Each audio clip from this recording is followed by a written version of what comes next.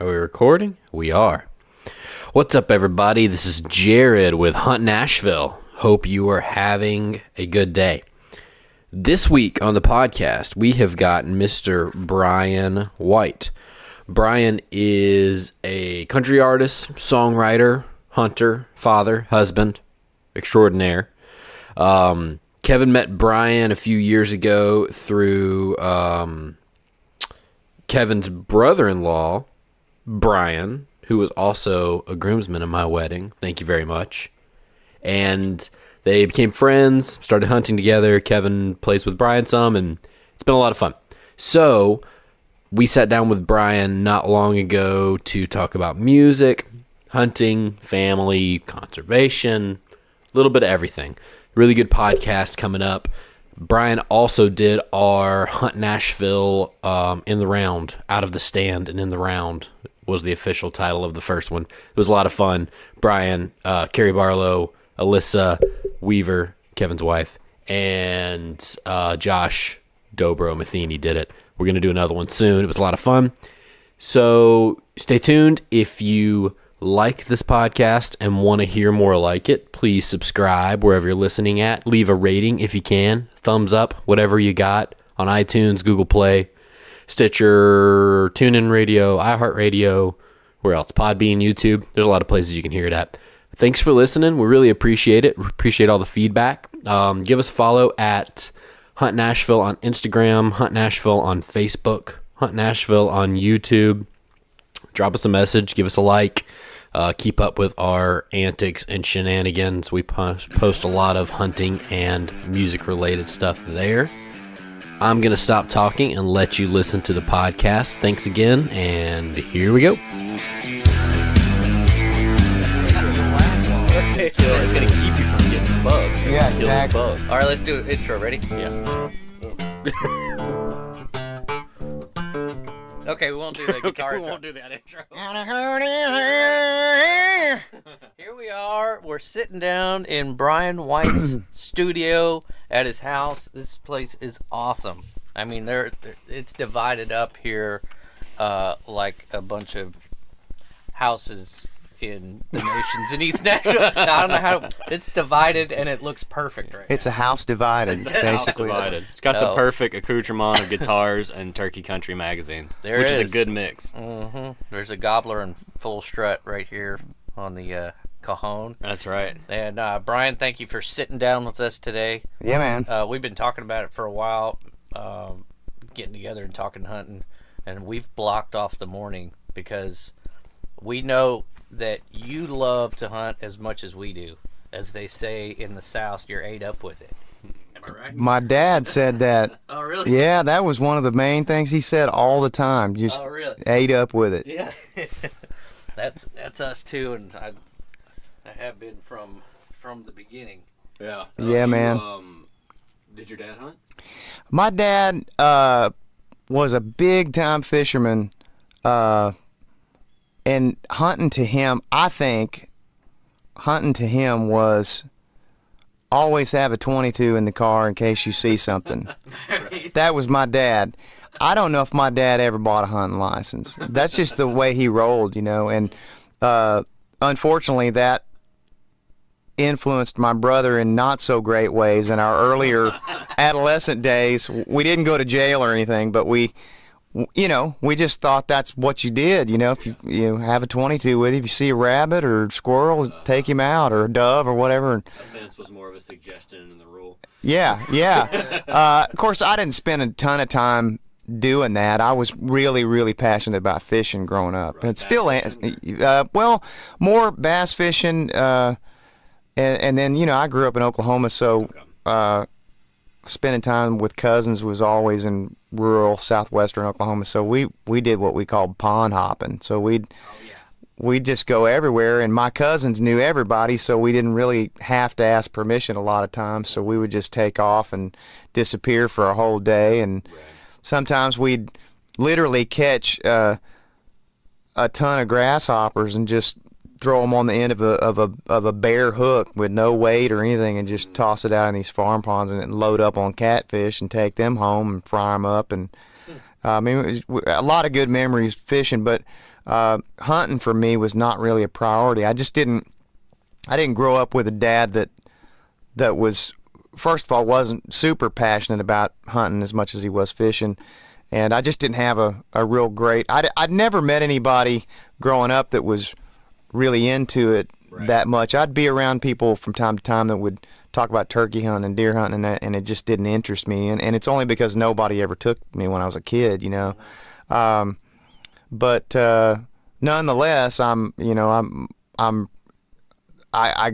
grateful that my dad introduced my brother and I to the outdoors at such an early age, because many years later, my brother called me. I guess it's probably been better part of a decade now. My brother called me and he said, "Man, before you say no, let me tell you what this thing is. This guy named Jimmy Sites wants to fly you down to West Texas to do a turkey hunt on his show." And what's that show called? it's called Spiritual Outdoor Adventures. That's on the Pursuit Channel, I think. Yeah, he's a dear friend and probably one of the most knowledgeable.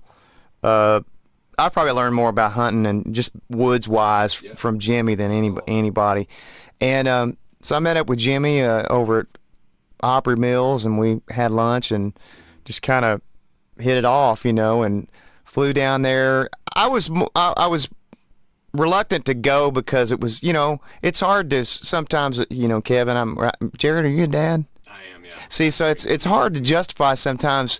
You're going to go fly to Texas and do what? You know, that kind of, if it's not connected to some kind of a show or a gig, you know. Money. Yeah, exactly. But this is going to go to millions of households, honey. No. But I went, and my brother drove up from Austin. He lived in Austin at the time. And we both harvested our first turkey on the same day. Oh, wow. And it was on the Conoco Oil Ranch is where it was, and we got to shoot hogs and go catch these mammoth bass in out of these lakes. I mean, it was like Was it Texas again?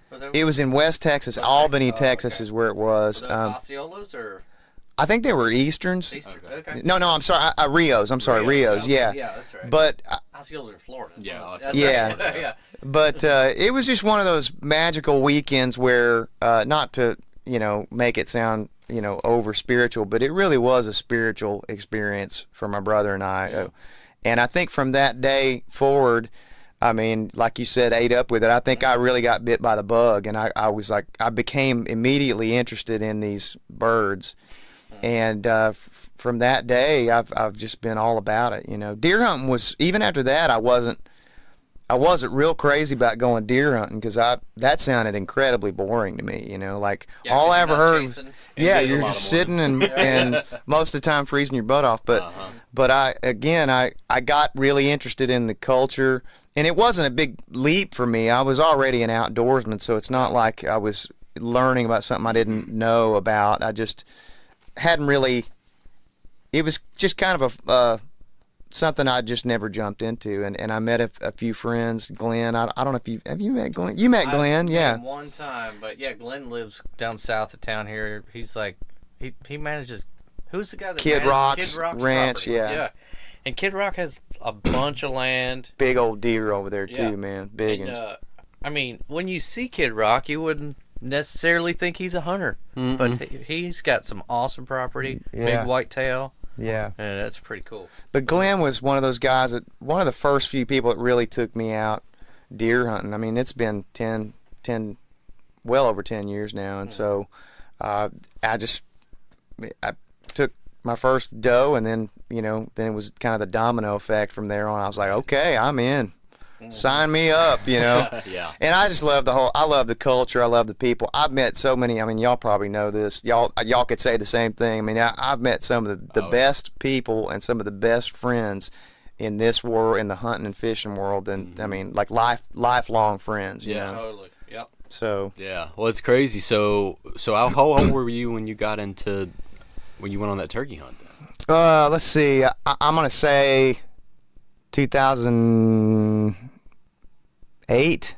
I think was later 2008. on, Yeah. Later in life. Yeah. That's awesome. That's awesome. It's nice to see that. It's been good to to see a lot more of that lately. Of like, they talk about hunter recruitment and getting kids in, but like, I think there's a big push. Like, there needs to be a big push to get people in that are maybe later on and adults and have not done it much at all. Yeah. And then like get in and start in the sport. Yeah. Because it's made a Sure. big difference, Oh, it especially the has. guys we hang my, out with. My buddy Donnie Fallguider, remember, he jumped up at the Writer Zone. Uh-huh. So he was the lead singer for King Billy's band I was in.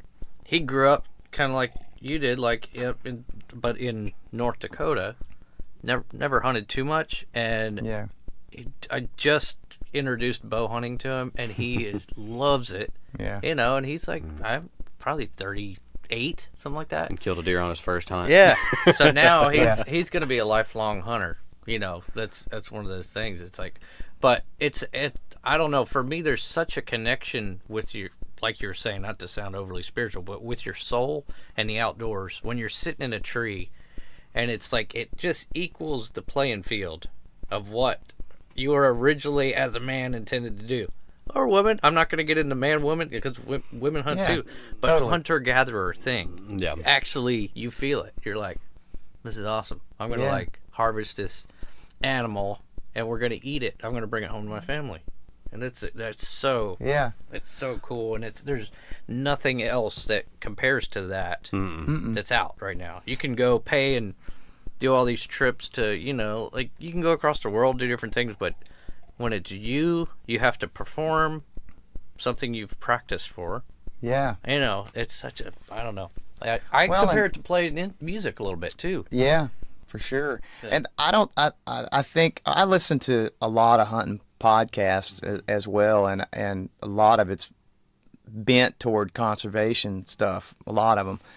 And they talk a lot about how we live in such a drive by and get it culture that even people that don't get hunting or maybe even against it, they don't realize how difficult, first of all, it is to just harvest an animal, how much work you put into it.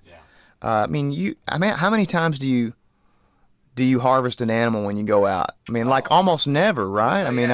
It's like for us, because we're hunting private land, it's not managed really. People are around where we hunt. Yeah. And so we don't go on these guided hunts. And so I would say we're probably at about a 80% we're not harvesting. Yeah. Yeah. You know? Yeah. Yeah, for sure. And I guess and to finish my point, you know, if most of these, you know, non or maybe even anti-hunters that do eat meat, if they saw how their meat that they're driving up and getting was prepared, you know, it's like, It's willful ignorance.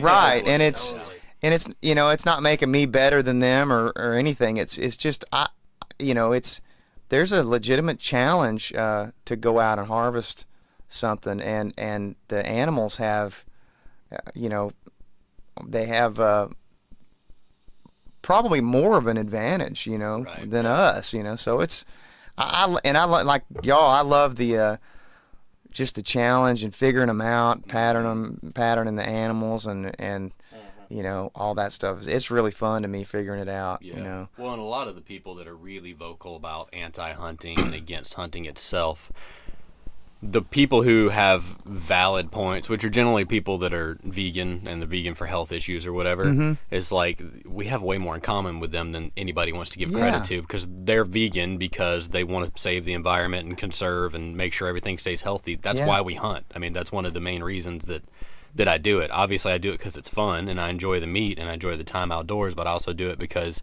I really care about the species that I hunt for. Yeah. It's like I actually care about white-tailed deer and I care about turkeys. That's why I follow the rules and I support state game agencies and I buy a license and I'm members of conservation groups. It's like, if people could sit down for a second and just realize, okay, like, you don't like that I shoot an animal, but let's look past that for a second. Like, why are you doing the thing that you're doing, and why am I doing the thing that I'm doing? It's really the same reason. Totally. Just we go about it a different way. Totally. It's a fourfold experience, you know.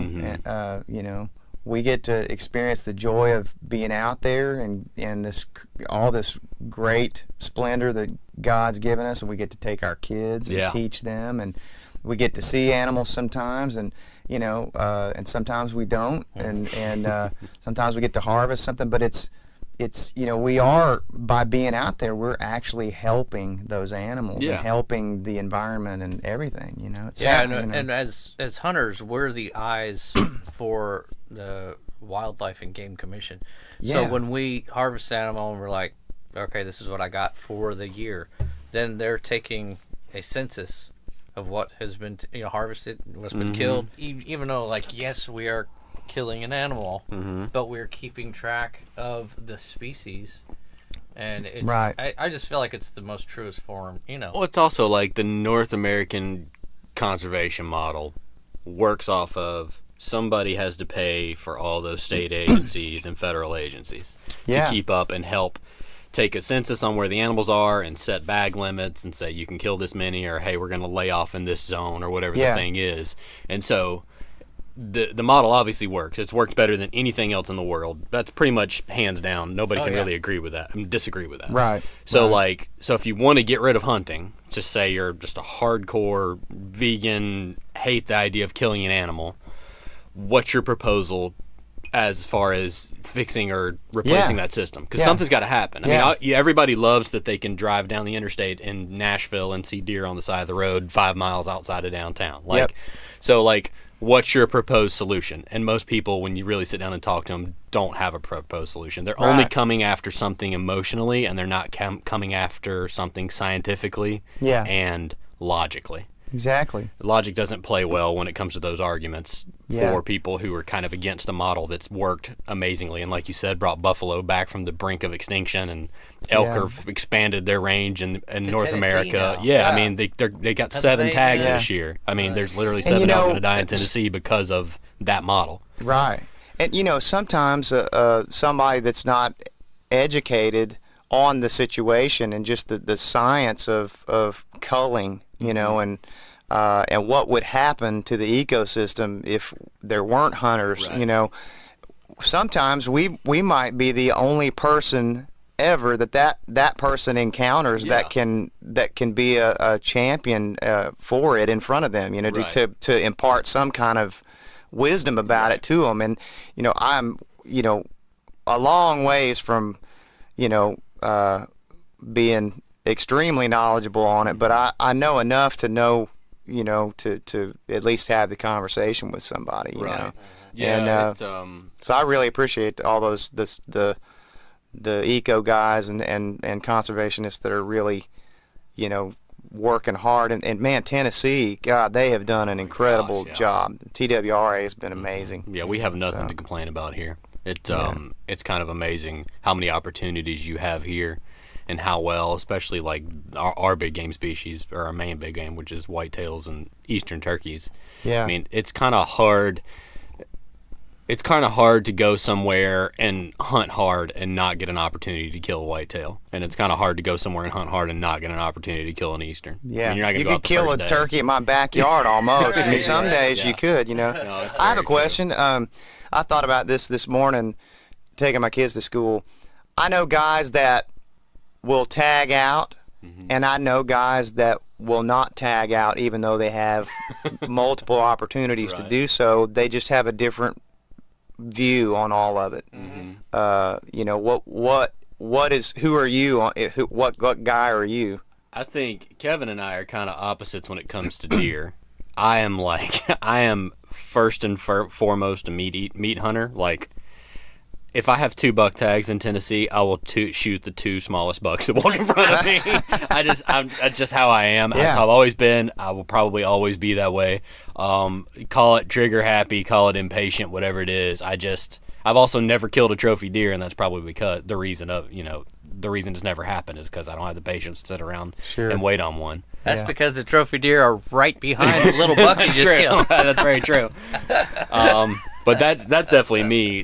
But for whitetails, but when it comes to like turkeys, which is like, I consider myself a turkey hunter. Like, I hunt deer, but I'm kind of like you. Like, I'm a turkey hunter. That's what my big passion is. Yeah. I will gladly kill 3 and pass up 10 to kill my fourth if I know I'm going to have another opportunity to hunt, because Yeah. I'm just like, I want to drag it out as long as I can. Yeah. And that's never really happened before. I've only tagged out twice in the last 15 years of turkey hunting, but Yeah. just a few years ago I had a chance to kill a fourth and like just kind of let him pass, and ended up killing one a week later, like the last day of season. Yeah. And I was so glad I did, because I extended my season out a little further and got to enjoy another turkey hunt. So. Yeah, man. Yeah, and for me, I mean, you say I'm like opposite. It's basically because I've killed so many monster deer. No, really. I'm just kidding. He has killed way more wall hangers than I have.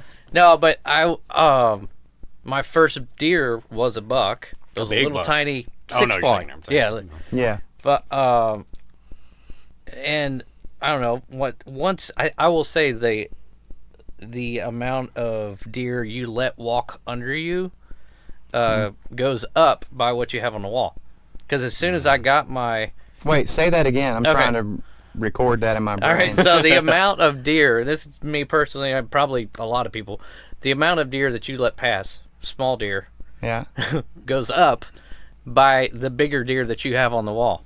The ratio. Right, right. Because Okay. Much pickier. once I shot I've got this, the biggest deer I've killed it's a 10 point, and it's about a 22-inch spread, and I'm really Wow. proud of it. Mm-hmm. Wow. And I shot it with my dad's 30-30 iron sights, and it was just like perfect, scenario. Sorry, Kevin. Oh, Hey, yeah. Scooter, come here. We're I'm talking sorry, to guys. Scooter I the need to dog. probably...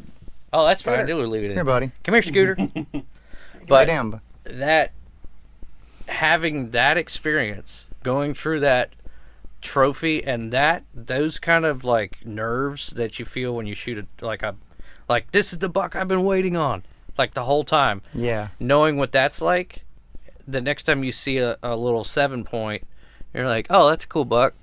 But I remember what it felt like to shoot that 10 point, Right. and it's that much better.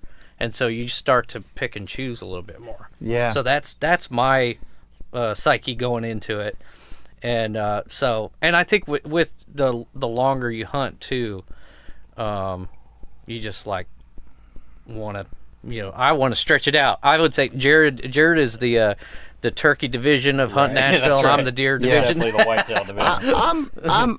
I'd say I don't know, maybe somewhere in between both of you guys, because I'm a tagger outer guy if I can, because I don't have as much time as the average dude has to get out and go, and so sometimes I am a little impatient just because I am a meat guy. I'm not really a trophy guy, but I do think that over the years I've started being more, leaning toward, like, I'll pass up on things, in terms of like a buck that's not big enough or something like that. No, I'll say that I I'm a meat hunter for does.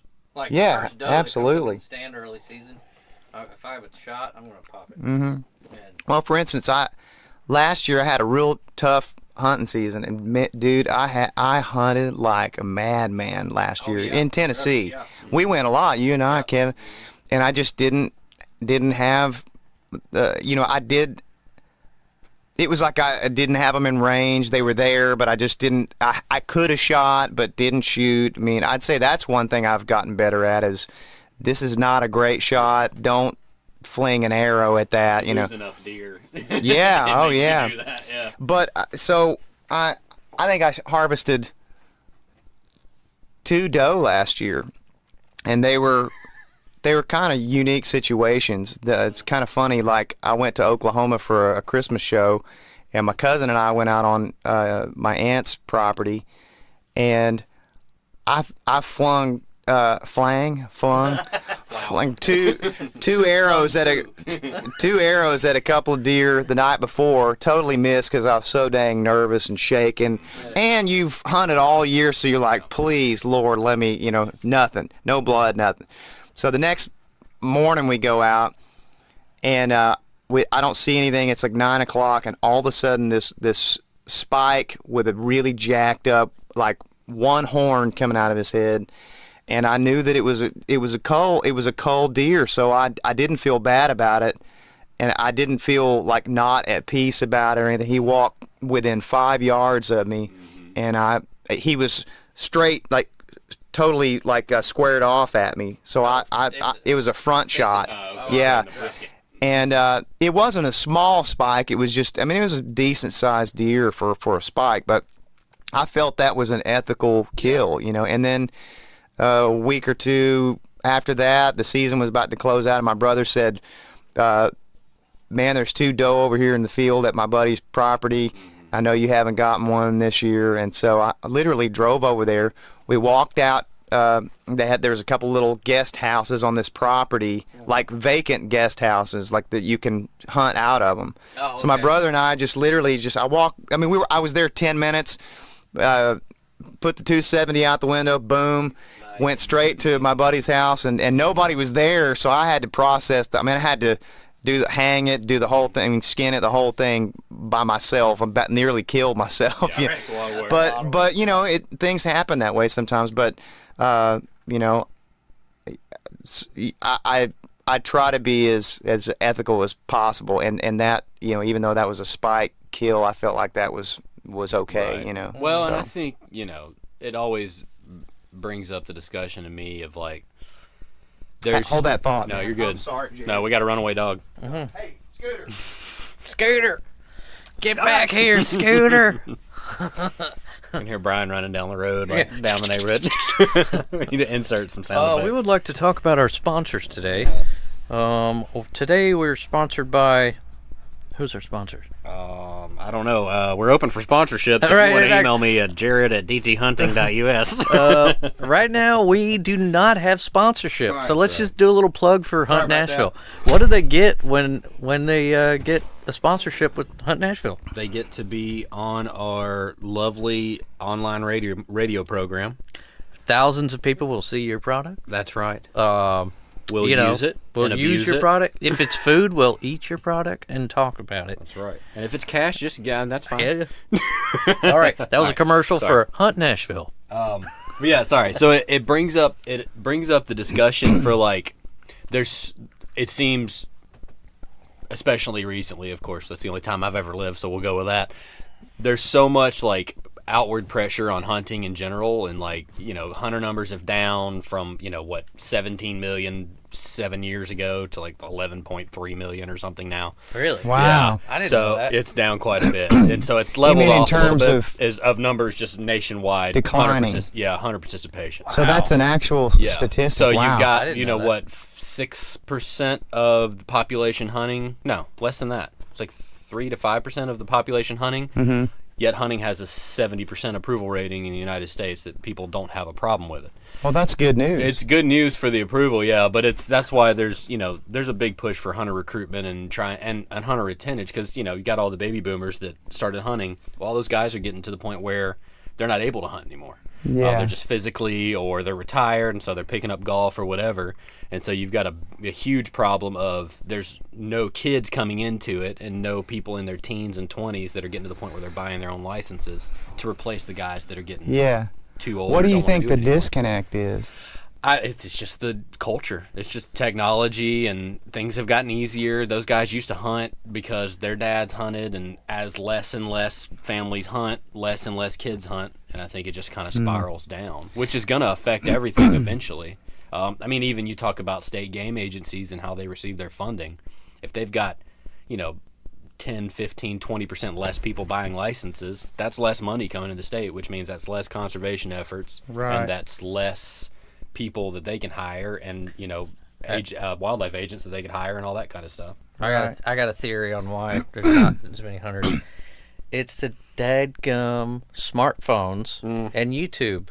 Like, I was hanging out with I'll just say a young person that was 16 years old, and something came up about hunting or something like that, and he commenced to tell me, like, oh yeah, I checked into it, I don't think I'd be into it. I was like, what do you mean you checked into it? It's like, I watched some videos on YouTube. Oh man. And I was like, but you've never gotten up in the morning, you've never gone into the woods, and so it's like kids think because they watched it on YouTube, they're all of a sudden an expert on this subject. And it just disconnect of parents making their kids get outside. I think that's at the core is what it is. It's like, show your children some experiences. Right. Take them to do things. Yeah. You know, back in the day, they, you know, people did this because it was the only option. You had to hunt to live. Yeah. Then it moved from, it's a tradition that my grandfather used to do. Right. Now it's gotten even smaller because people can just watch, learn about it a little bit, and be like, oh, yeah. Mm-hmm.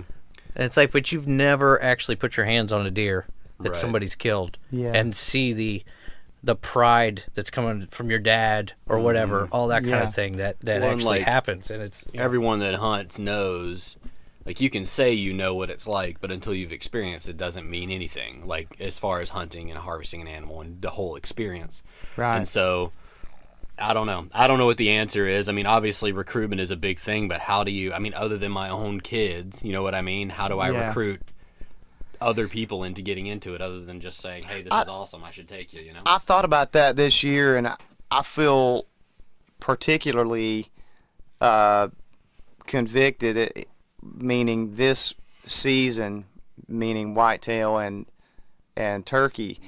I feel like this year is my year to really step it up in that department, because I can think of at least 3 people that to me strike me as very non-huntery type people, but not against it. Just, and they have all of them have expressed interest in a very kind of a casual way, but they have actually said to me, "Man, I'd love to check that out sometime. I'd love to go," but I really have never followed up. Yeah.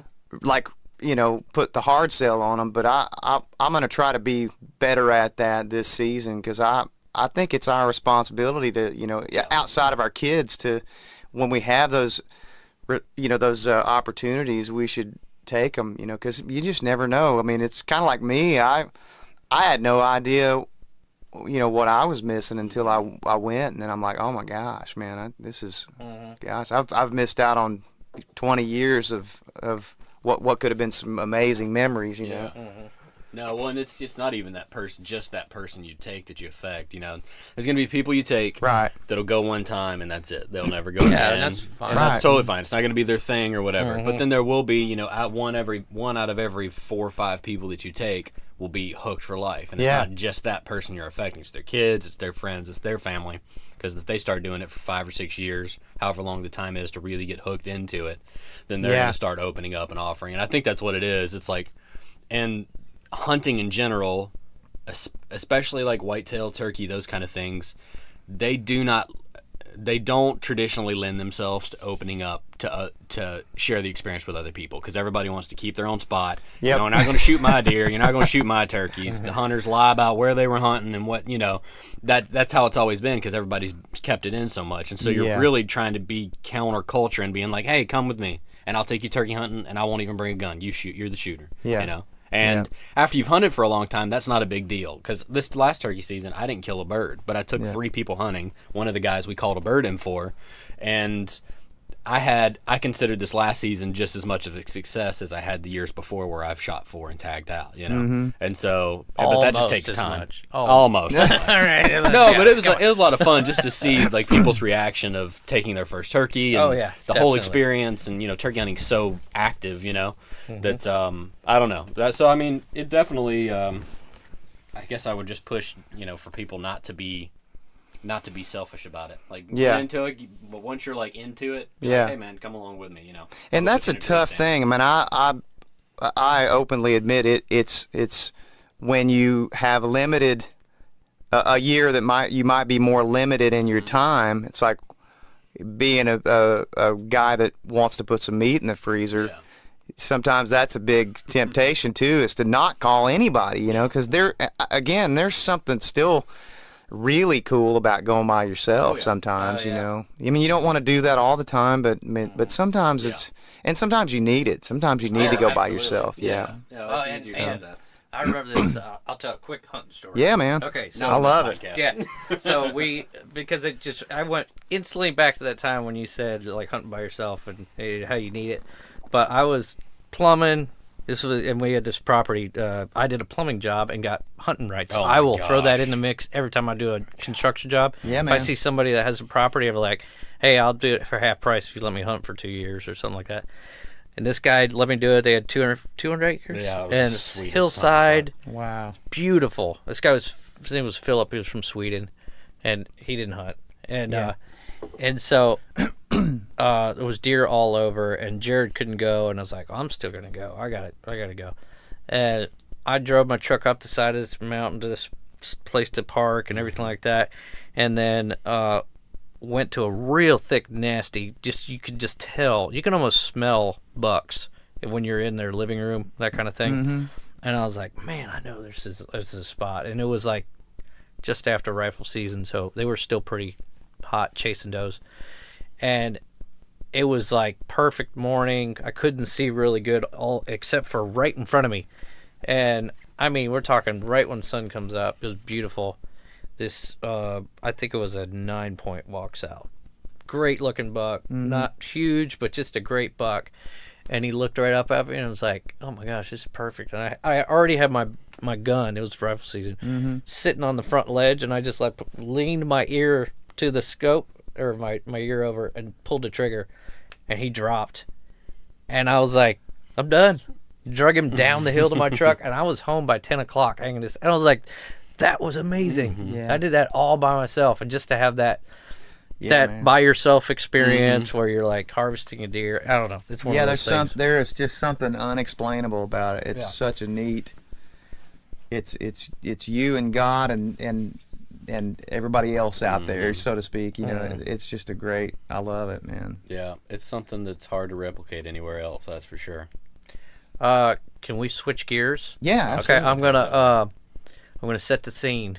Okay, so I'm about, I would probably be about 17 years old, and I'm just graduating high school, and I jump in my, I had a Ford Ranger XLT that was jacked up with KC lights on it. Nice. And I get in, I got a crank up smiley my face stereo, and I hear Bryan White on the radio, killing it. And I remember listening to you when I was just, all through high school. And, I don't get a chance to really fan out about how much of a fan I was of your music, and still am to this day, man. But Wow. I really am a fan. I've been a fan of, 90s country my whole life. Well, it's my era. I grew up and going to high school. Yeah. But will you walk us through the early, how you got your deal and just a little bit of that? How you got into music? Yeah, absolutely. My parents were musicians, and so I kind of got it honest. My brother plays and sings, although he doesn't do that for a I didn't know living. that. Yeah, he does. He doesn't do it for a living, but he does play and sing really well. So, I kind of grew up around it. My dad taught me how to play drums when I was about 6 years old, and so once I became of age and became a good enough player, I would play at certain functions with my dad or my mom. My parents were divorced in '79, and my mom generally played in mostly pop bands and top 40 bands, with dance moves and stuff like that, shoulder pads, lot big hair, everything from Luther Vandross to Whitney Houston to the Jets, that kind of stuff that was going on at that time in the 80s. And my dad was kind of early on was mostly rock and roll. I mean, he loved rock and roll. Everybody from Edgar Winter to Leonard Skinner to Joe Walsh. He came out of that. That's the stuff that really moved him, and he got really bit by the country bug in the late '70s, early '80s. I mean, he just went nuts over Merle Haggard. Just went nuts, and so I grew up in this melting pot of music, but country music was the music that kind of that really moved me the most. Is kind of where my heart gravitated toward. So I, about 15 or 16, I really started kind of, thinking about career-wise, thinking about music, and I didn't know exactly what I wanted to do. I knew I could sing. Were you you still just playing drums at this time? Yeah, just playing drums. I was playing guitar a little bit. I'd taken some lessons and was playing and trying to write songs. And I heard a guy named Steve Warner, 14, 15 years old, and that kind of changed the trajectory of my thinking. And Like an okay songwriter and guitar player. yeah, very mediocre, jerk too. Like Were you y'all don't. from the same area, or was he? No, did you he's ever from see him? Indiana. Steve's from Indiana, okay. Kentuckiana. Was he like on the radio already and all that kind of thing? He owned country radio Okay. at that time, Gotcha.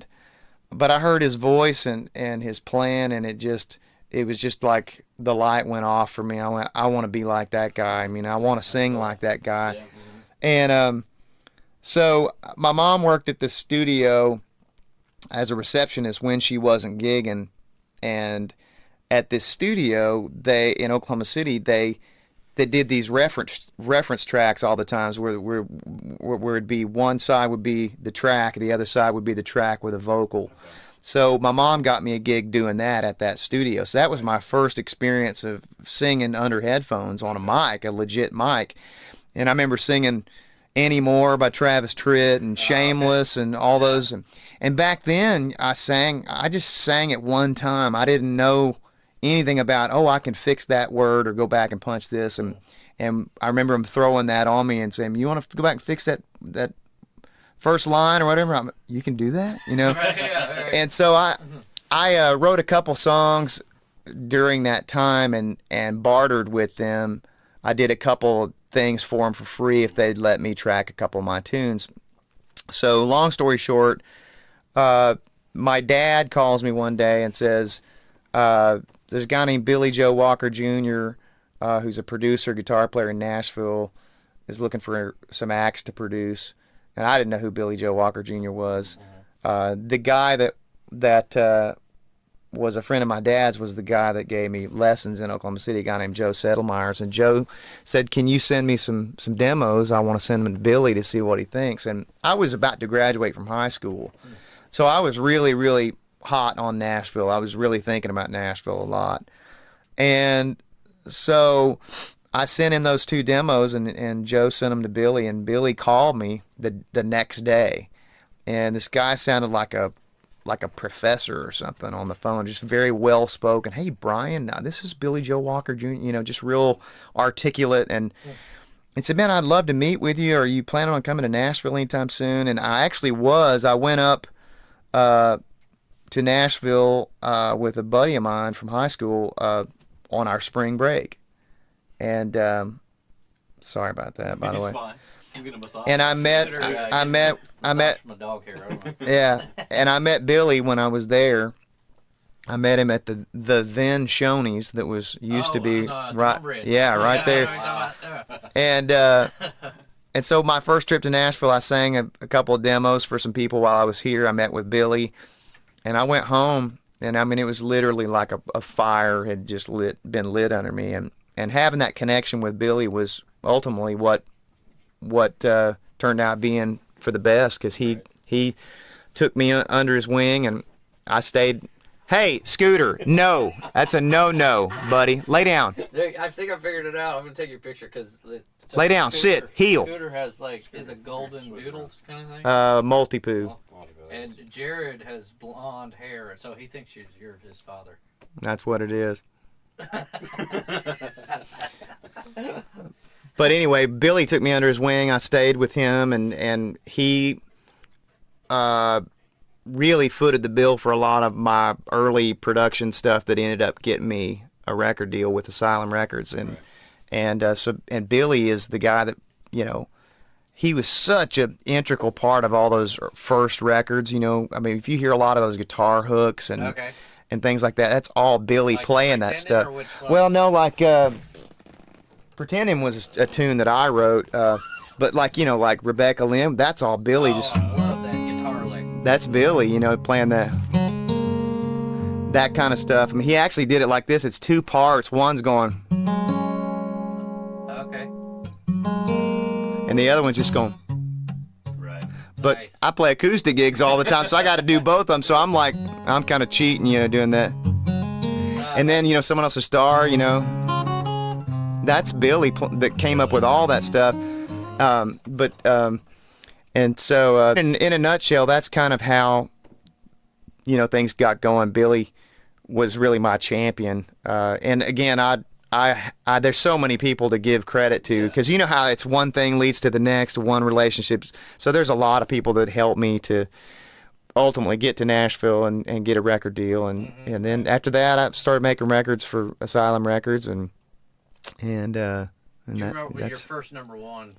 Like which was the first one? Someone Else's Star. Okay, that was the first one. Yep. Oh, that's awesome, man. Yeah. Just that, I've talked to different artists been on the road, but that climb that happens when, during your shows, how does that happen? Like, once the song hits, is it like instantly that people flock to your shows, or how does that process go? For me, it was kind of seemed like it was gradual. Okay. Like, you just kind of saw a gradual build in the excitement and the frenzy of fans getting excited and singing the words to songs. And I do remember in the beginning seeing that happen over the course of maybe a 6-month period, where you see all of a sudden there's more people coming to the shows, and there's more of an excitement and a buzz before the show, and then you're seeing people actually singing the words you're mouthing the words to your songs, and you're like, holy crap, they know this stuff, I mean. Yeah.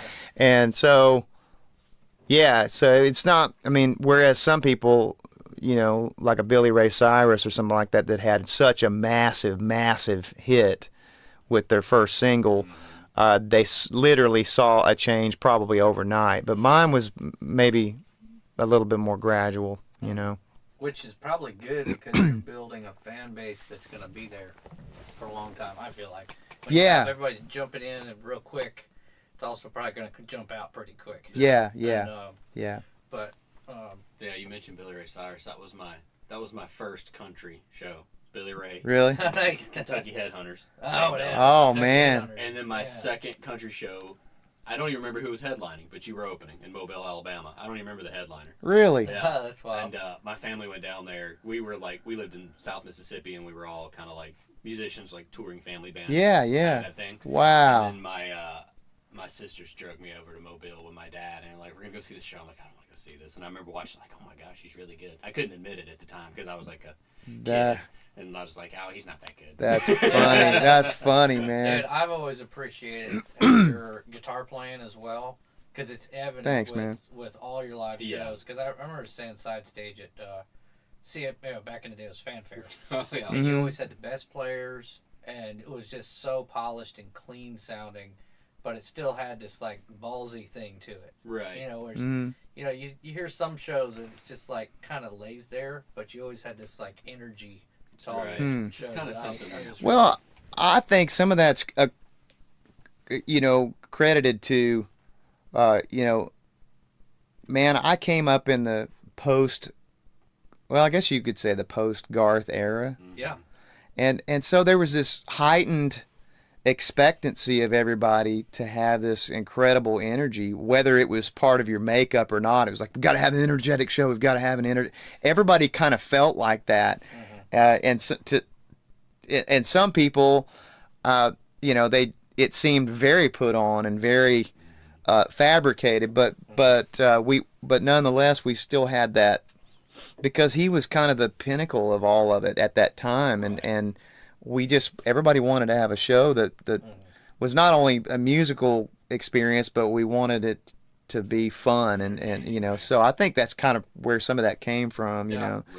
Well, it's something that's a little bit amiss with a lot of today's artists, of like that Bryan White, Steve Wariner, Vince Gill sort of thing, where it's like those guitar player singers, like you've got a couple around still, but like that's something I appreciated about that whole era, is like, he's like, oh, these guys are great artists and they're great songwriters, and then you see them live, it's like, holy crap, they can play. You know what I mean? It's like, which is always appreciated coming from a guitar player. It's like, oh, they can actually play those parts. They're not just depending on the guy behind them. Man. And like their acoustic is off. Yeah. It's like it's plugged in, but way down in the mix. And then when the Shania duet came around, was that like a Mutt Lang call, her producer?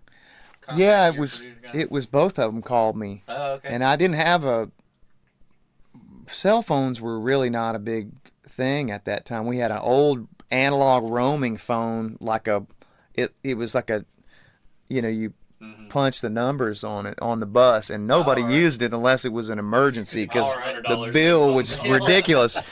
And Mutt Lang and Shania called that phone, and Of course, they called the bus phone. Yeah. of course, yeah. So Very important. I should have sent them an invoice. The bus phone's ringing. Somebody Yeah, get it. I should have sent them an invoice after that. No, I'm kidding.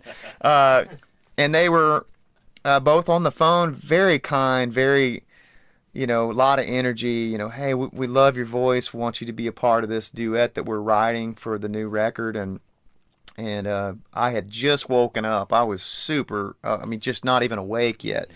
And they played, the song for me live over the phone. The parts of it that they had finished, they were still tweaking on it. But they had called me to first get consent, to see if I wanted to do it. And then secondly, they wanted to make sure, they wanted to key it up over the phone.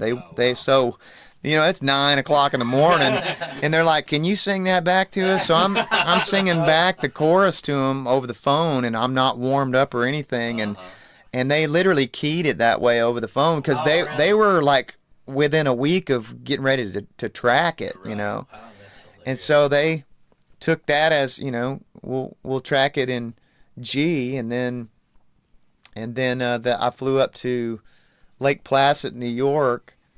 By way of, I guess, Calgary. Not Calgary, Ontario. Came back down. They had this giant compound out in the middle of nowhere on a lake, and it was just this giant studio with all these bedrooms. It was a dream, like every musician's dream. All of us, we could live there for the rest of our lives and hunt and make music, Oh, yeah. And Fish, hunt, make music. exactly, yeah. What else is there? So I went up there and I spent about 3 days just working on vocal arrangement and doing my vocal, and I think I was maybe 22 or 23 at the time. So, so long story short, it was a great experience for me. I went in there guns a-blazing because I knew, this is not a game. It's not a joke. They called me for a reason, so you better show up with the goods. And I did the best that I possibly could have done. And Unbelievable. That's so high. Like, yeah. like full voice when you're matching Shania's on like that. Yeah. Still is like, whoa. super high. I'm reminded of that when I do that now at 44. I'm like, holy moly. Let's do this a step down, can we? Exactly. But one of the biggest highlights of my whole career is really, it's still to this day, I'm really excited to be associated with that song, that record. Well, it's a worldwide hit or recognizable that just only happens once in a great for certain people. And that's awesome. To hang your hat on something like that, man. It's just that's awesome. There's so many little avenues that you go down, and like this thing, you may go down and do something with this person, may never end up with anything, and you may go down with this something that seems completely meaningless, and it turns into be the thing that like springboarded you off. So Totally. there's so many people involved in this town, to a fault sometimes. Yeah, but like it's also like everybody's kind of, if you get in a good circle of people, everybody's kind of scratching. And man, I'll tell you, the people that I've admired the most are the people that have never forgotten what people have done for them, and they have either let you know somewhere down the road by either a gift or telling you something or sending a card or whatever. He's well known for that. The king, man. How he takes care of his people. I heard more amazing stories about him doing, like, when I was doing radio tours, playing for artists and just like different PDs, at least 2 or 3 different guys were like, it'd be talking about just country artists. We'd be out to dinner, and then almost always and inevitably Garth would come up, like sitting down, having a room full of couches for a meet and greet, and sitting down in the middle of the room and like going and getting people Cokes and like just sitting in like Indian style in the middle of everybody, just talking to them. Like, and that's the way it needs to be done. Like, that's something that there's a lot of artists now, and it seems like it's getting a little better, but there's also a lot that they've forgotten, like and especially in country music, the fans are who get you there. In pop and rock, it's a different thing because it's not as radio based, but in country music, it's hard to make it even still if you're not making it on radio, because it's very much, if you're not getting ads and getting plays and getting spins on radio, Oh, it's hard to make it in 100% this industry. on radio. Whereas like Yeah. pop, it's a totally different thing, you know. It's Yeah. like the fans aren't as important. Yeah. I really like to treat my fans well. Yeah. At show, all of my fans. Yeah, I take my fan out to dinner every once in a while. Your wife. Yeah. Okay. And then sometimes she's not my biggest fan. I take my fan with me to every hotel room. Brian really I treats plug his it fan in. right. Oh, yeah. I plug it into the wall and aim it right toward me. Right, yeah. That's if I can't sleep without a box fan, by the way. Oh yeah. So That's I always say when I'm heading out, I'll say, well, I got my biggest fan with me. So, That's very true. yeah. That's hilarious. Yeah. So we're still talking music road here. Where's your favorite place you've ever played? Do you have one place that was like a bucket list kind of venue, or? Well, I don't think to date. I don't think I've ever played Red Rocks. I've I haven't. that either. would be a That bucket would list be- for me, yeah, probably. too. Yep. But probably one of my favorite places to play, just because I feel like I'm treated so well, and it's just such a great fan experience. Is I love the Minnesota State Fair, Oh, cool. and I've probably sold more records in that state than any other Really? state in the United States. Something about Minnesota has just been a staple for me, and it's been a great market and a great. I feel like I could tour in Minnesota for a whole year and not go anywhere else. Kind of like a Texas band, but Kind of, yeah, Minnesota band. yeah. Yeah. So That's that's wild. a highlight for me, is playing the state fair. So yeah, That's cool. that's fun. And That's a really big fair, if I remember right. Huge. It's- Yeah. and you can get anything you want there on a stick. All right. Anything. Nice. Yeah, Anything pork chop on a on a stick. You can get a fried Twinkie on a stick. Right. You name it. That's awesome. Oh my gosh. Well, And then recently you did. Someone picked up a song over in that's what I was about to the ask. Philippines, or what? What? Oh yeah. So one of the last records I did for Asylum Records before I went over to Warner Brothers, I was it was the first time I was ever given the nod to produce or co-produce a project of mine. So Derek George and I did 6 tracks, and Dan Huff did 6 tracks, and oddly enough, I know it's been so long ago, it is so bizarre, but I actually sang the vocal to the song you're talking about right there in that booth, and Dan Huff sat right here and engineered. We did it right here. Oh, that's awesome. And it wasn't a big hit. In fact, it was kind of a tanker. I think it stalled out at 40, maybe 39, because my label was deteriorating at the time, and they were losing their funding from New York because I don't know, for whatever reason, I still don't know to this day why there was an issue. I know that our president here at Asylum was butting heads with one of the big, power strokers up in New York that wasn't a big country fan, and so for whatever reason our label was shutting down. Right. And so you can blame it on that, but I think it was a lot of different factors. The song was a little bit more AC and pop than anything I'd ever done at the time, but fast forward 16 years later, I'm drinking coffee in my living room. My mother-in-law's in town. It's my wife's 40th birthday. Her grandma's here. It's time to go eat. Right, exactly. And I just noticed this huge kind of, my Twitter looked like a ticker tape deal. I mean, it was just going by like a Vegas, like a slot machine. And I was like, is something wrong with my phone? Or, and this variety show over in Manila, which is huge show. I mean, it's like, it might as well be Good Morning America over there. They had a couple, there's segments on this show. And so it's a variety show. So this one particular segment had a couple on the show. These two really, it's a really nice looking couple, young kids. I still don't know if they were really together or if it was just kind of a thing. But for whatever reason, they made Alden, which is the guy, he's a fan of my music and was a big fan of that song, God Gave Me You. And it's not, this is God Gave Me You, which was probably written 18, 19 years before the God Gave Me You that Blake Shelton had a big hit that Dave Barnes wrote. Two different songs, just this same title. Yeah. They made this song their theme song. And they are probably arguably the most famous people in Asia. Oh, wow. Famous young couple in Asia. And they made that song their theme song, and it became the #1 downloaded song on iTunes in the Philippines for a long time.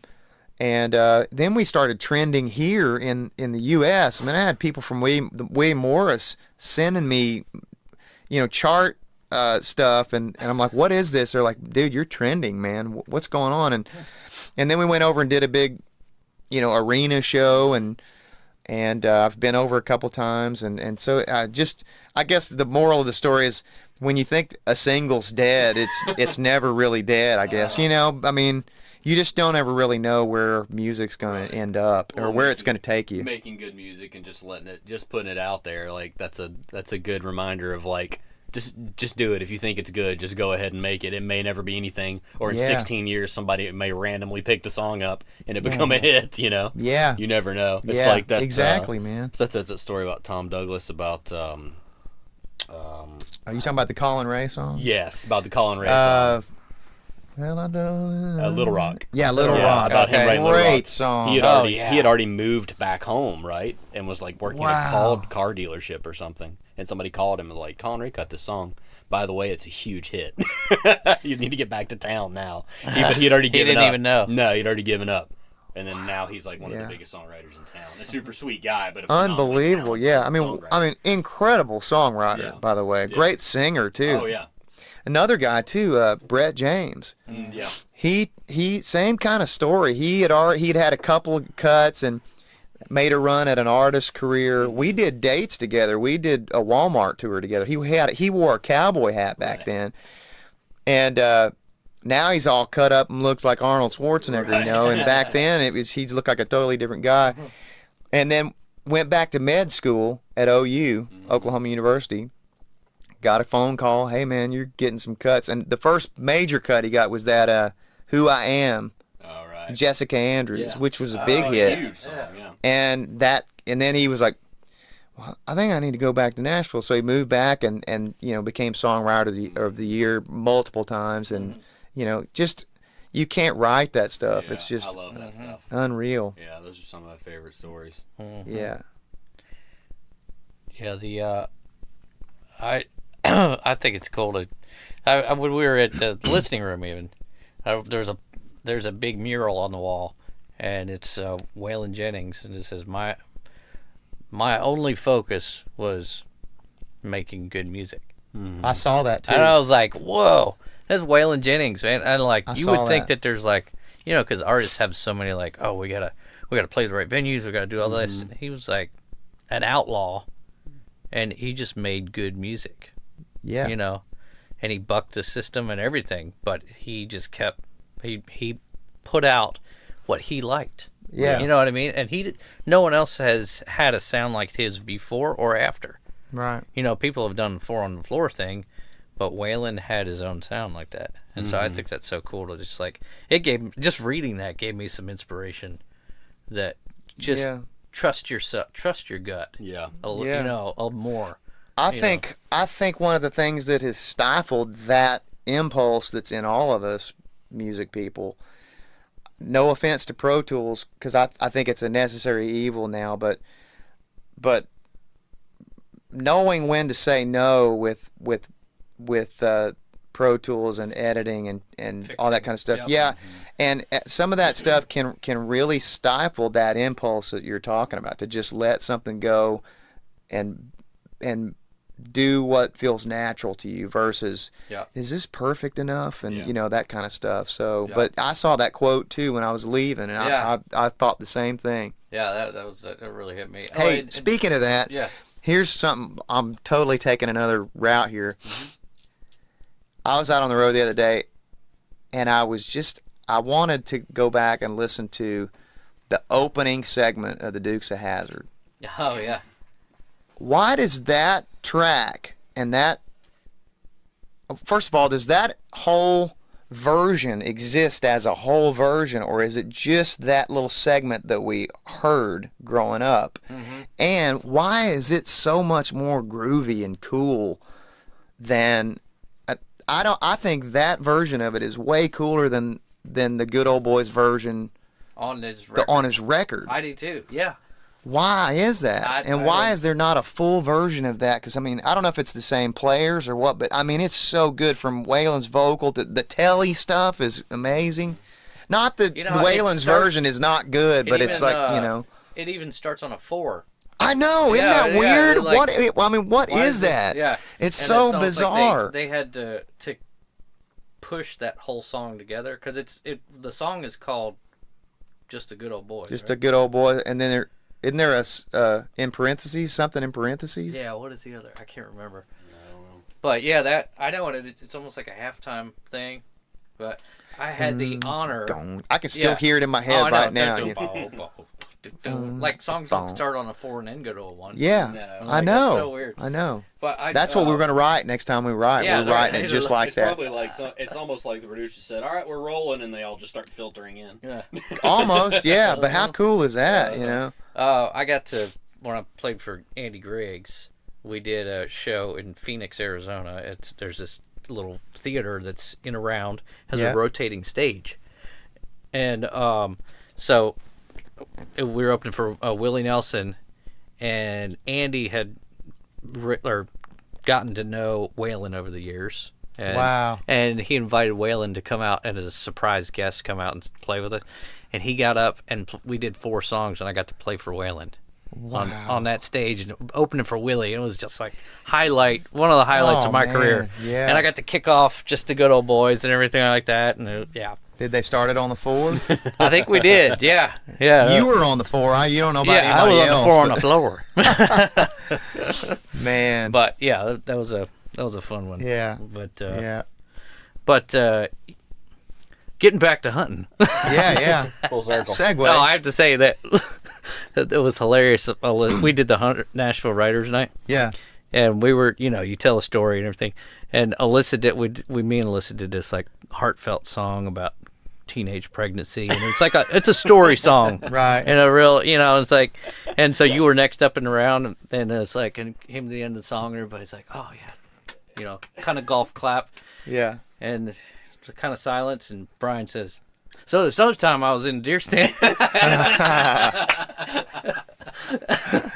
I almost like started busting out laughing because there was like no segue. Classic. It was like, this is a hunting night. Yeah. Well, I have to admit it was a little different for me. I don't think I've ever been on a gig that's a show that's been completely committed to that whole theme. Mm-hmm. Right. I mean, I've shared a couple of stories here and there on stage, but it's usually not the venue for that kind of topic. It's like we're out there to entertain, and we might say a little something about being in the woods, but you're not going to spend. Yeah, well, that's the. I looked at it as almost like, and that's the first. Like, I've been a recovering musician for the last 5 years. I've barely played at all. Yeah, Jared plays guitar from having played a decent amount. Yeah, and the just sitting out in the audience and getting to sit and watch around. Like for me, it's almost like I was thinking this is almost like a hunter recruitment tool. Like, I mean, it's us putting on a show and entertaining and like having fun and talking about hunting, but it's almost like it's a great opportunity to kind of share some of the stuff about hunting that people don't get from watching a hunting show on TV, because I mean you got 22 minutes to fill. You got to make sure you get your sponsors in there. Like that's a certain thing, but like, and the podcast is a great area for it too. But like we're gonna try to do another round, I think in December or something. Yeah, cool. Yeah, it was great. And it's all gonna be like we're gonna try to make it like a quarterly thing. Yeah. And like just like use it as like a tool to kind of pique some interest. It's a way of us using our talents and what we're good at in helping recruit people to hunting, and like helping them to introduce them to the lifestyle. Yeah. Oh, and it was also, I kind of like that no one did a hunting song. Yeah, that was awesome.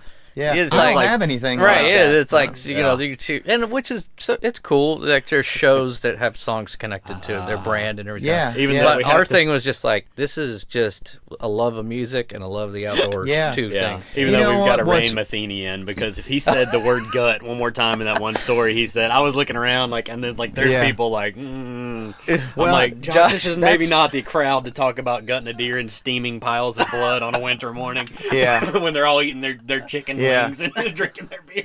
Well, you know, something I think about a lot and have over the years of hunting, it's, you know, if you listen to my music, you know, you wouldn't necessarily you wouldn't equate that with, oh, well, that guy, surely he's out in the woods a lot. You know, you don't, my music's never been sounded like, you know, that kind of a thing. It's not my brand. It's not the type of music that I do. Not that I'm opposed to any of it, because I think hunting songs are hilarious. Oh yeah. They just don't, it's just not my Right. type of thing. And so because of that, I've actually met people that have actually said to me, man, I never pinned you for a hunter. That's cool, man. Oh, That's yeah, really yeah. cool, I you get know? that all the time. Because my stuff Yeah. is so, it's more contemporary type music, you know? I mean, it's always been more on the, the contemporary side of Yeah. what country is. And of course now, you know, it's a whole different ball game. But so yeah, that's a whole, you know, I noticed that too. And I noticed there wasn't any songs pertaining to hunting, you know? It was kind of a nice mix, and it was like, you know, talking about getting bit by the scope, and then going to so much for pretending. It was Yeah, it was like Barlow talking about killing his first elk and then going into American hunting. I was like, this is a yeah. perfect Yeah. mix. I of love like, it.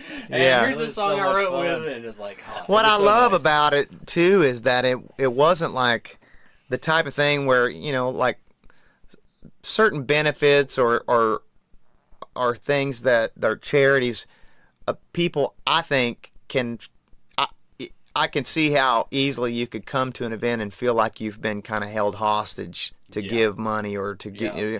to do, you know, and I Man, know, like every time I go to church. No, yeah, exactly. But like this kind of a that was thing, a joke, by the way. I get it. I'm with you Okay. totally. But you know, the Hunt Nashville Writers Round was like an invitation to come and just hear stories, and kind of just a non-intrusive thing. It wasn't like we were trying to huddle people in a room Yeah. and go, hey, No. Or let me like tell you about hunting. Yeah, It was beating over just- the head yeah. like you got to Yeah. do this. I think Yeah. it's a good way to like I said, it's like having guys like you and Carrie and Josh and Alyssa is like people to draw in maybe a crowd that if you were calling it like this is the hunting round where we're gonna sing all hunting songs, Right. Like you would not get the same I crowd. don't think But so you either, get them yeah. in there to where you can kind of introduce them to something that maybe before they thought it's just a bunch of rednecks, or that Right. that Elmer Fudd mentality of like a bunch of dudes out drinking beer. That's a and- whole and nother getting subject drunk right there and to killing talk deer. about. Like it's Yeah. I don't know. I kind of walked away after that night. Kevin and I and our wives were out front talking, and just like I was like, man, it's almost like a hunter. It's like our way. I think we found like something where we can do our part a little bit, even if it's once 4 times Yeah. a year, of like trying to help introduce some new people into it. And if they get Yeah. into it, great. If not, but maybe if nothing else, kind of spin some people's mentality on how they feel about hunting around. Yeah. To maybe a little bit more That's positive. that's a big part of tying that in with our responsibility Mm-hmm. as hunters and conservationists too. You know how much our media and television, and you know, there's a reason why we all know who Elmer Fudd is, and, Right. and somebody, while their motivation was to make people laugh, in some ways it created it kind of has a negative connotation on hunters, and, Bambi. and that's Bambi and Oh, Bambi. Yeah. hunting and rednecks Uh-huh. and like people with Shooting the low first thing IQs. in the mouth. You know, it's Yeah. not that at all, man. It's you know.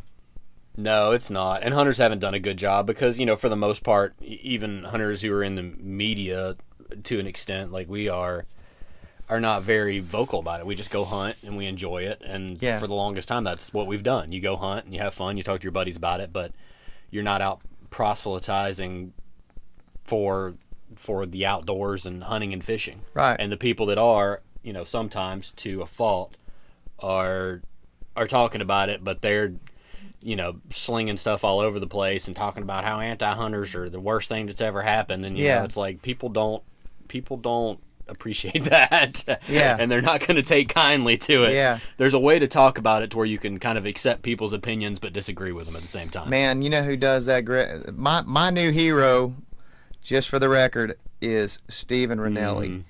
Ranella, I think is how you say it. I listen to his podcast or watch something on him on YouTube daily. Yeah. It's so educational, and I've seen him multiple times on YouTube speaking, like in places that are more like sanctuary city type places, you know, and people they're not arguing with him, but you can tell they vehemently disagree with hunting and the whole thing, but it's very dignified, and he answers in a way that he lets that person know how much he respects their opinion and the way they feel about the situation. But the way he gives his argument is just great. I think he is. I know there's other people all over the world just like him, but he is he's really. I think he's doing a great job with his platform for the hunting world. Well, it's nice having a spokesperson to an extent that is well educated on the thing he's talking about, because he spent a very long time studying. He's written books about American buffalo. I just read it. I just finished it. Oh, cool. And so great book, man. He's not only eloquent and speaks well, but he's educated on the thing he's talking about, and so he doesn't speak out of his ass, and he doesn't try to just cover something just because he can. Like when he's talking about something and debating something with maybe a non-hunter or somebody that doesn't agree with the lifestyle, he's not just coming at it from an emotional stance. He's coming at it scientifically and logically. And it's hard most to of the argue. time he's never coming from an emotional perspective. Really hard to argue with science and logic. The only way to argue with science and logic is to be emotional about something, and then you're just shutting down the conversation. And then when people become emotional about something, they start name calling. Exactly. Yeah, that's what it But that's another Yeah, subject. we could go down That's there. a whole other thing. And Steven's podcast is Meat Eater. Meat Eater. Meat yeah. Eater TV. And, yeah, you would think you're that that's listening just to like this one, some you've probably heard hardcore, guy that's just out there killing things. But this is a really good podcast. Yeah. It's very good. unbelievable. Yep. All right. Well, you got anything else? I was just gonna ask, This could what go time on you gotta forever. go? I know.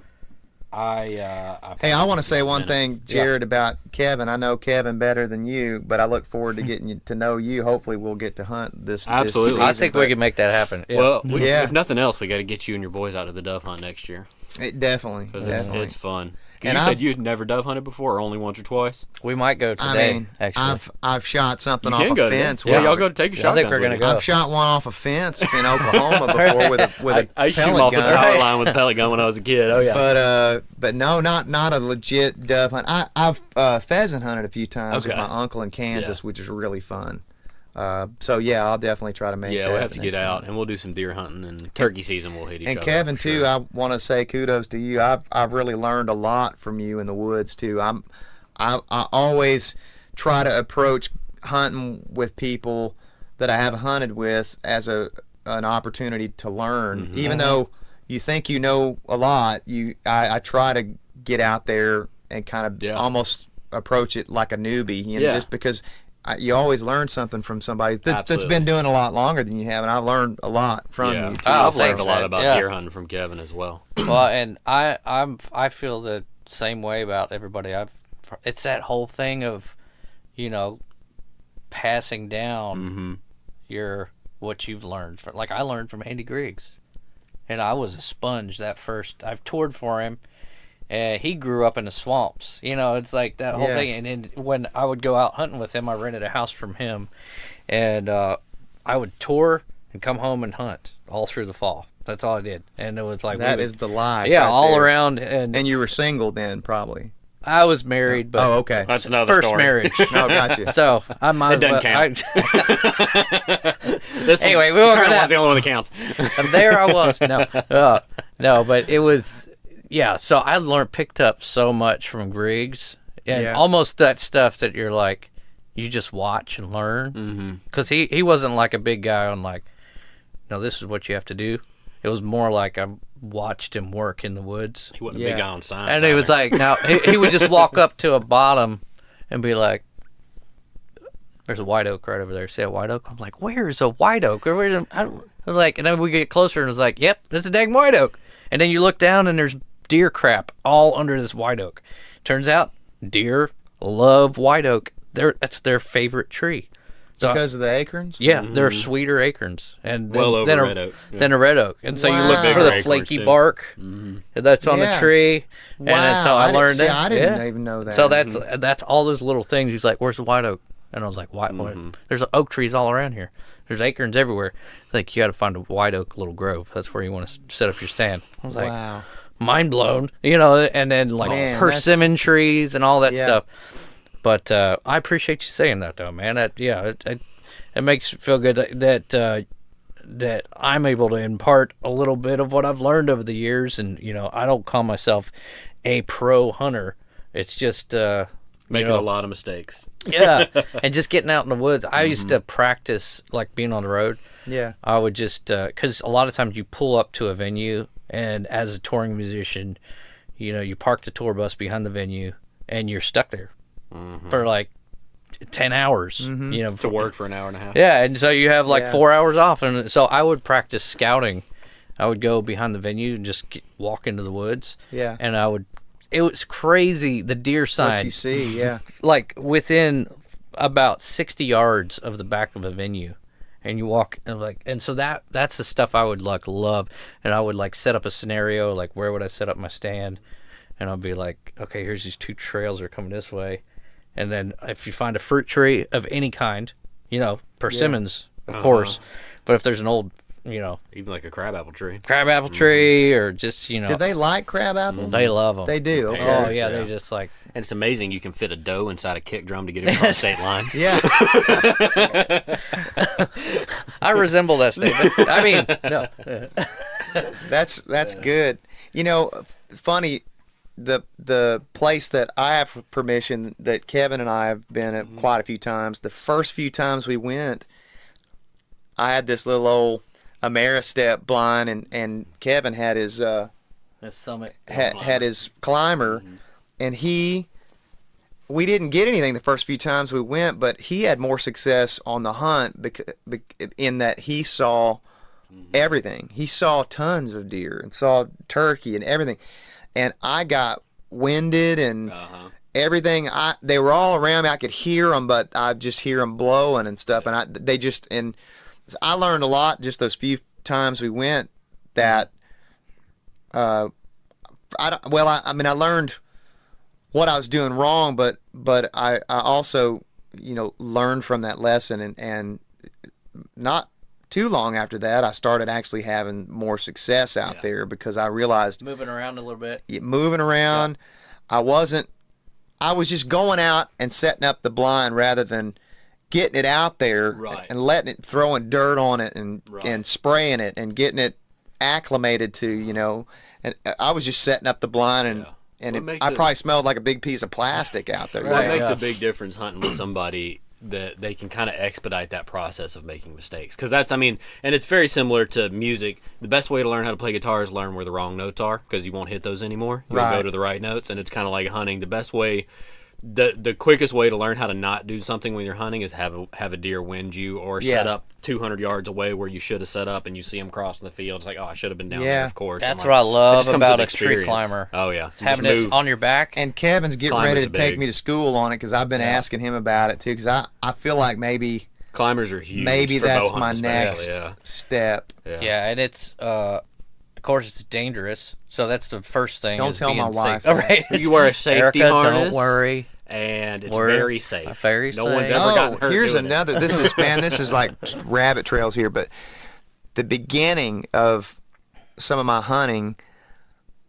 Do you look back at some of your early hunting and you go, I could have died doing that, but I didn't have enough experience to know Yes. that it was it could have been bad.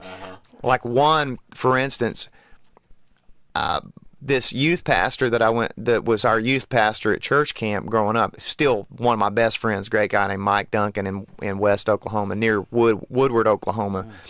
I had a Christmas show out there, and he had it set up to where we were going to the only day we could hunt was the day of the gig, and I didn't really want to get up that early on the day of a gig, but I thought, man, you just never know. Yeah. So we went out, and it was cold, man. It was so cold. I mean, we ate those cheap honey buns from a Quick Sack. Oh, there's like so. Aren't they dry. good, though? He Sometimes- loves them. I don't know. I'm And a big Zinc old Tape guy. thing of chocolate milk, and we went out there, and it's like almost no man's land, Oklahoma. Like when they dropped you off, forget the cell phone. They're just going to come back at this Better time. be sitting there when Yeah. I'm buying the truck. Yeah. And it was cold, and this deer stand, it was like the tree had 3 trunks or arms, and it was like a homemade platform built around it out of tin or something. Yeah, that's what we used to hunt out of all the time. And it was slippery,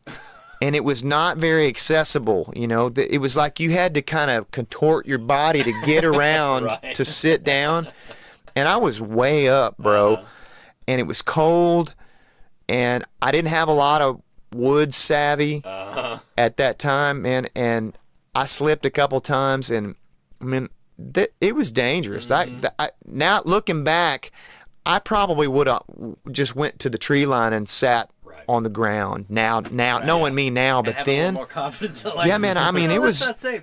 it was dangerous, really dangerous. But that just shows you how you grow over the years, and in knowledge of just being safer. Yeah, you get safer. I didn't wear a harness forever, and for probably hunting for 10 years, I didn't wear a harness. Really? And a tree climber, he and I have like basically the same climber, and walk out in the woods a mile in Oh, yeah, and climb we up in a wouldn't wear- tree. Go, we yeah. And then wear one year, harnesses. Real my bad. wife bought me one for Christmas. She got one of the hunter safety with a vest. And you everything. fell out, and it caught you. Yeah, No, I'm well, no, luckily not. But one year she bought me that, and I was like, I don't want this thing, but she'd make her feel better. And I started wearing that thing, and I was like, And you can how fall did I asleep, go you know, for you so can sleep long up there, yeah. not wearing this. Like, how in the world did I feel okay sitting in a tree without this thing? Yeah. And now, like reclined back. Of course, I've probably missed dozens of deer. Another because thing I'm I asleep. learned a few years in too is always have 3 points of contact before you move your arm to Yeah. the next rung on the ladder. You know, or 2 points of contact. 3 points, yeah. points. Yeah, make sure you're okay. I'm good. This hand's going to the next Yeah. rung. You know, all just little things like Especially if you're that. out by yourself. We got into the habit, and Kevin got me into this habit. Like, anytime we go hunting, we'll email or text each other a location. Yeah. Even if I'm not hunting with him, Yeah. I'll get one at 5 o'clock in the morning and say, hey, this is where I'm hunting. That Oh, way yeah. somebody. No, I started sending you my locations first off. That's because good. I I should do wanted that. to brag. He that I wanted was to rub it hunting, in. and He was like, he I'm in the wasn't. woods. Yeah.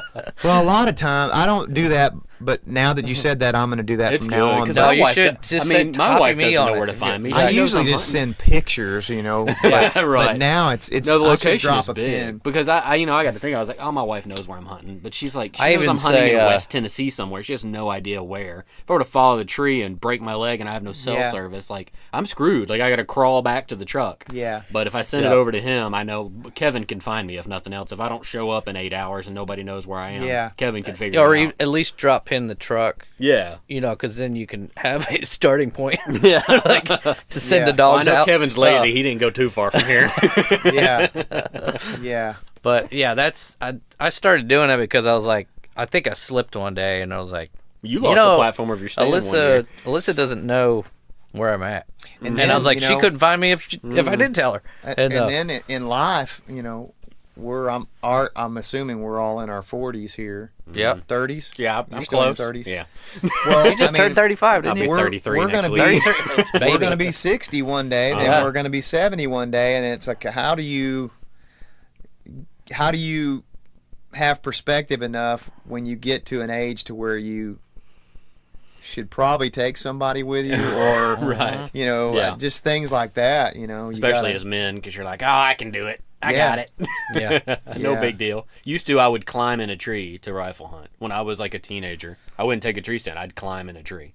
And now I think Wow. back, like, what the hell was I thinking? I shot a deer out of a tree I was sitting in one time. Really? It was awesome. Wow. But I was only 12 feet off the ground, but I just had this perfect little spot, and I couldn't get my climber Was that at Mike's? anywhere. No, it was in Mount Juliet. Oh, okay. But it was a persimmon grove, and I knew Yeah. these deer were hitting it.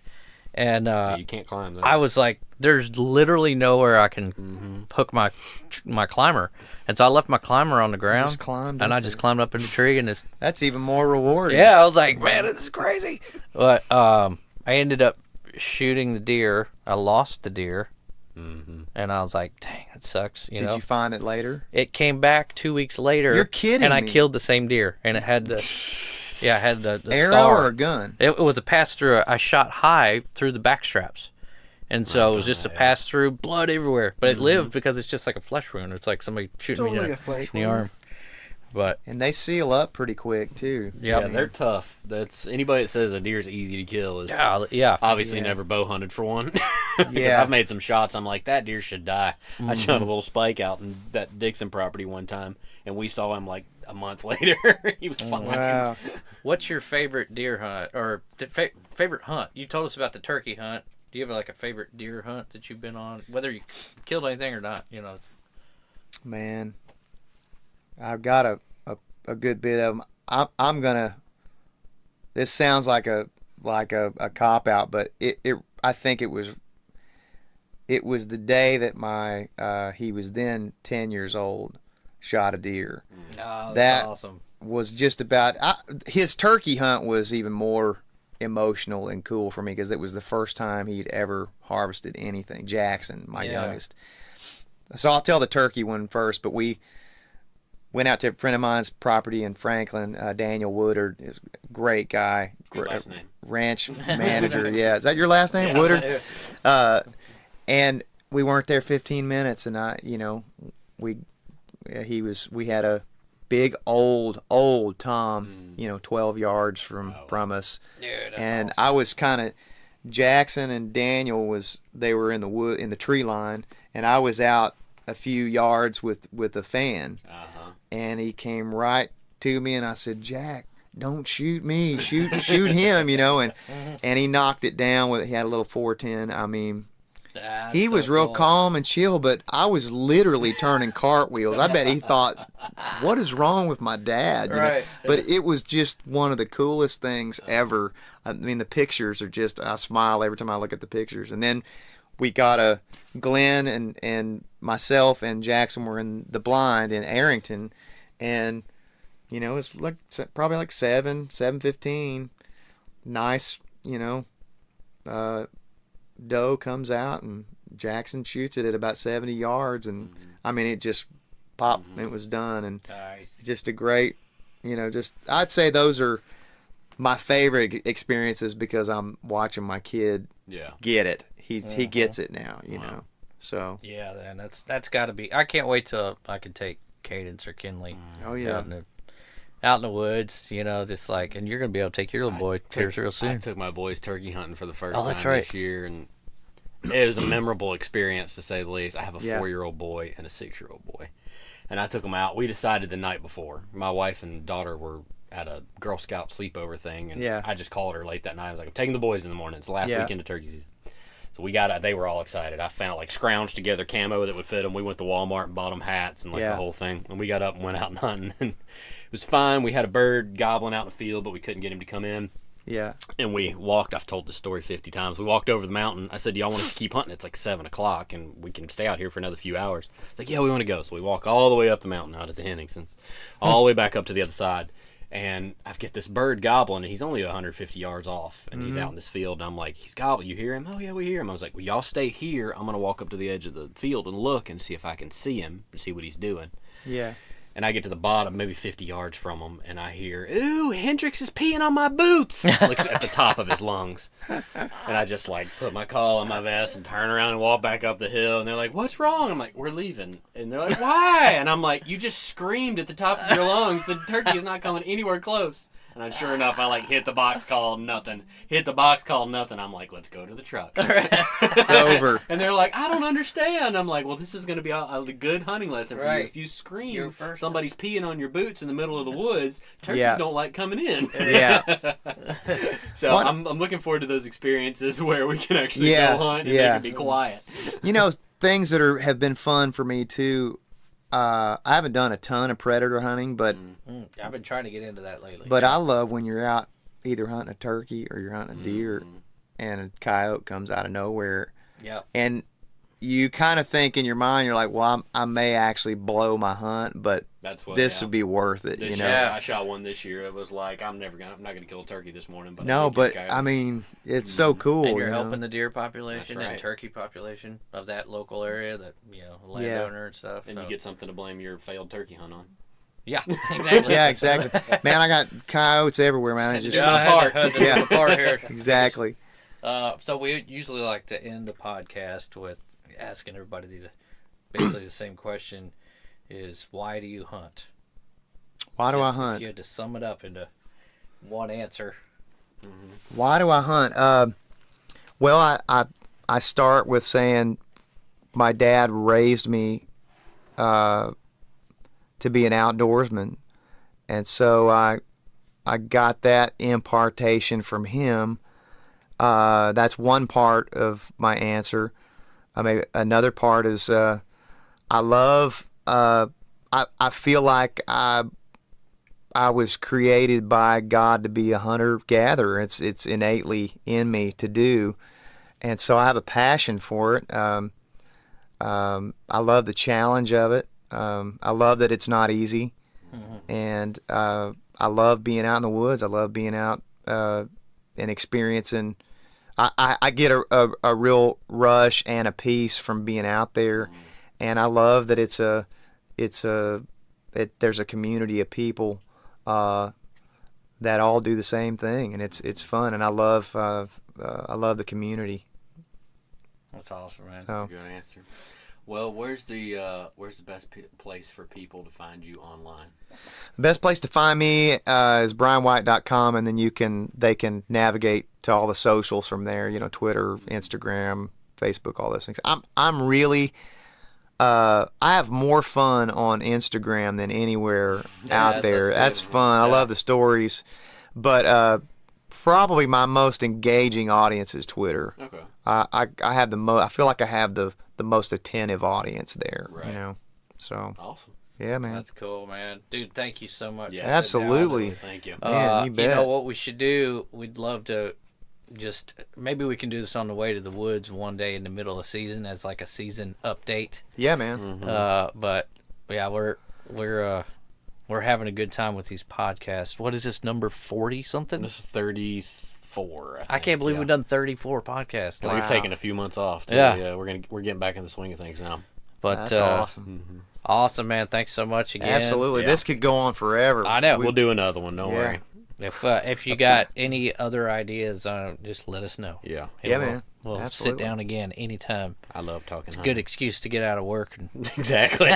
Oh, by the way, if you can fly this anywhere into your thing, but I am literally, my deep freeze is one wall away from all of us. There is 1 pound of ground venison left in the entire deep freeze. That's it. So now the pressure's on. Now you Yeah. got, and it's openings of season for 2018 is in 1 week. 1 week. week. Yep. Starts tomorrow, a week Yep. from tomorrow. Yep. So me and Brian are going to scout today Yep. and check out our stand locations, make sure everything looks cool, and I'm really excited. That land that you got, we got permission to hunt is Yeah. like some of the best in Tennessee. I think we're going to meet the ranch manager today, so Oh, that'll be cool. cool. Yeah, but yeah, what a blessing, you know, Yeah, it to is, all. man. It's what is it? Is it Public Land Awareness Week or month or something right now? I see so many people PWRA. talking about it, and I love how they talk about you know, this public land is ours. You know, it's ours. It's a blessing to yeah. Woody Guthrie, but it made me think of that.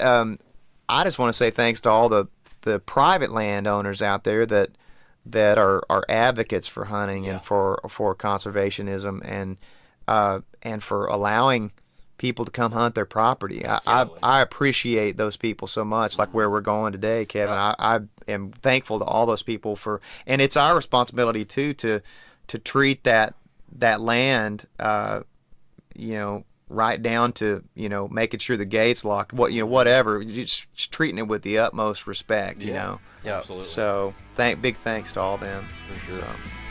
All right. Cool. Thank Right you on. for listening. Thanks, Yeah. dude.